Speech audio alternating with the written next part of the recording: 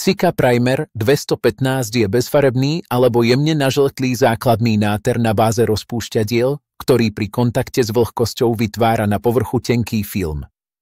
Táto vrstva následne zabezpečuje ideálne spojenie medzi podkladom a použitým lepidlom.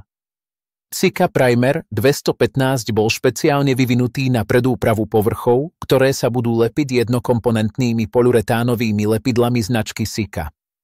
Pri nanášaní Sika Primer 215 je dôležité použiť štetec, filc alebo špongiu a vytvoriť tenučkú, no súvislú vrstvu. Ideálna teplota pre aplikáciu a samotný podklad sa pohybuje v rozmedzi plus minus 15 až 25 stupňov Celzia. Sika Primer 215 nanášajte vždy len v jednej vrstve, pričom dbajte na to, aby ste dosiahli rovnomerné pokrytie.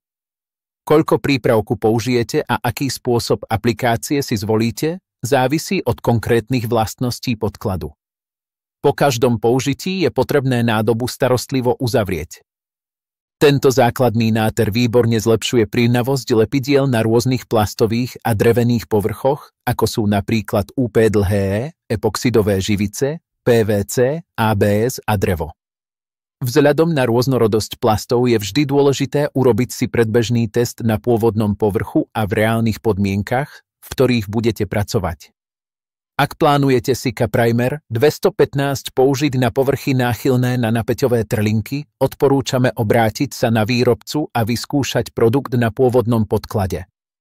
Tento produkt je určený najmä skúseným profesionálom. Pred samotnou realizáciou je potrebné vykonať skúšobné aplikácie priamo na konkrétnych povrchoch, aby ste si overili príjmavosť a kompatibilitu materiálov. Veľkou výhodou Sika Primer 215 je jeho jednoduchá aplikácia. Stačí ho naniesť v jednej tenkej vrstve štecom, filkom alebo špongiou. Ideálna aplikačná aj povrchová teplota sa pohybuje plus mínus medzi 15 a 25 stupňami Celzia. Každýkrát dávajte pozor, aby ste vytvorili súvislú vrstvu a nezabúdajte po použití primer dôkladne uzavrieť. To, koľko prípravku budete potrebovať a akú metódu použijete, vždy prispôsobte konkrétnemu povrchu, s ktorým pracujete.